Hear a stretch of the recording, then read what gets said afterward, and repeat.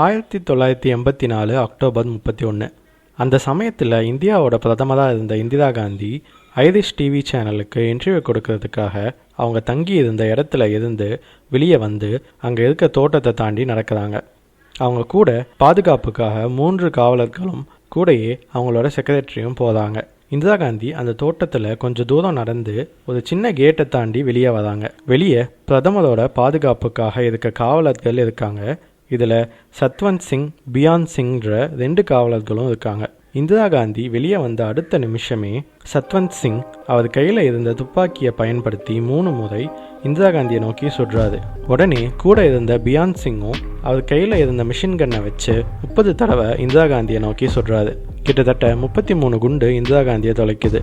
அந்த இடத்துலையே பரிதாபமாக அவங்க உயிரிழக்கிறாங்க. இதில் இன்னும் கொடுமையான விஷயம் என்னன்னா, இந்திரா காந்தியை 30 முறை சுட்ட பியான் சிங் இந்திரா காந்தியோட நம்பிக்கைக்குரிய பாதுகாவலர்களில் ஒருத்தது. கிட்டத்தட்ட 10 வருஷமாக இந்திரா காந்தி கூட பணிபுரிஞ்சிருக்காராம். இந்த சம்பவம் நடந்ததும் அங்கே இருந்த மற்ற காவலர்கள் பியான் சிங்கை சுட்டும் சத்வந்த் சிங்கை உயிரோடையும் பிடிக்கிறாங்க. சத்வந்த் சிங்கும் கோர்ட்டுக்கு கூட்டிட்டு போகிற வழியிலேயே இறக்குறாரு. இந்திரா காந்தியை ஹாஸ்பிட்டலுக்கு கூட்டிட்டு போகிறதுக்கு முன்னாடியே அவங்க இறந்துடுறாங்க. இது இந்தியாவோட காவல்துறைக்கு ஒரு கருப்பு நாளாக திகழ்ந்துச்சு. ஏன்னா இந்தியாவோட பிரதமரை டெல்லியிலேயே வச்சு காவலர்களே சுட்டு கொண்டிருக்காங்க. நீங்க பார்த்தீங்கன்னா இந்திரா காந்தியை கொன்ன 2 காவலர்களும் சீக்கிய மதத்தை சேர்ந்தவங்க. ஏன் இந்த சீக்கிய மதத்தை சேர்ந்த 2 காவலர்கள் பிரதமரை கொன்னாங்கன்னு நம்ம இந்த வீடியோவில் பார்க்கலாம். அதுக்கு முன்னாடி காலிஸ்தான் பற்றின வரலாற்றை நம்ம பார்க்கணும். சீக்கிய மதத்துக்காக பாகிஸ்தான் மாதிரி காலிஸ்தான்ற ஒரு தனி நாடு வேணும்னு ஒரு கோரிக்கையை முன் வச்சு காலிஸ்தான்ற இயக்கம் உருவாச்சு. பாகிஸ்தான்ற நாடு எப்படி முஸ்லீம்களுக்காக பிரித்து கொடுக்கப்பட்டுச்சோ அது மாதிரி சீக்கியர்களுக்காக இந்திய பாகிஸ்தான் எல்லையில் இருக்க ராஜஸ்தான், பஞ்சாப், ஹரியானா மாதிரியான சீக்கியர்கள் அதிகமாக இருக்க இடங்களை சேர்த்து ஒரு சுதந்திரமான நாடாக காலிஸ்தான்ற பெயரோட இந்தியாவில் இருந்து ஒரு தனி நாடாக கொடுக்கணும்னு அவங்க போராடினாங்க.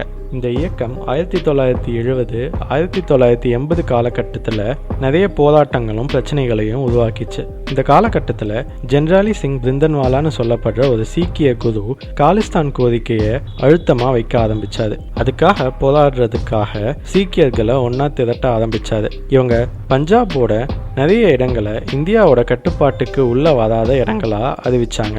இந்திய கவர்மெண்ட்டுக்கு பஞ்சாப்ல எந்த அதிகாரமும் கிடையாதுன்னு அறிவிச்சாங்க. இதுக்கெல்லாம் ஜென்ராலி சிங் பிரிந்தன்வாலா தலைமை தாங்கினாரு. அவர் இந்திய ஆர்மியில் இருக்க சீக்கியர்கள், பாகிஸ்தான் ஆர்மியிலிருந்து வெளியே வந்த சீக்கியர்கள், அப்புறம் காவல்துறையில் இருக்க சில சீக்கியர்கள்னு எல்லாரையும் ஒன்றா சேர்த்து ஒரு படையை அமைச்சாரு. 1982, 1983 காலகட்டத்தில் பஞ்சாப்ல இருக்க கோல்டன் டெம்பிளில் ஒன்று கூடி காலிஸ்தான்ல தனி நாடு வேணுன்ற தீர்மானத்தை இவங்க எடுத்தாங்க. அங்கேயே இவங்க போர் பயிற்சியிலையும் ஈடுபட்டாங்க. இந்திய கவர்மெண்ட்டுக்கு எதிராக இந்தியாவுக்குள்ளேயே ஒரு தீவிரவாத இயக்கத்தை கட்டமைச்சதுக்காக இந்த காலிஸ்தான் அமைப்பை தீவிரவாத அமைப்பாக இந்திய கவர்மெண்ட் அறிவிச்சாங்க. அவங்க போர் பயிற்சியில் ஈடுபட்டிருந்த கோல்டன் டெம்பிளில் இருந்து இந்திய ஆர்மி அவங்கள வெளியே அனுப்ப ட்ரை பண்ணாங்க. ஆனால் இது ஒரு உள்நாட்டு போராக வெடிச்சது. 1984 கிட்டத்தட்ட 5 நாளைக்கு இந்த உள்நாட்டு போர் நடந்தது. இந்த உள்நாட்டு போரில் காலிஸ்தான் பிரிவினைவாதிகள் 1000 பேர்கிட்ட கொல்லப்பட்டாங்க.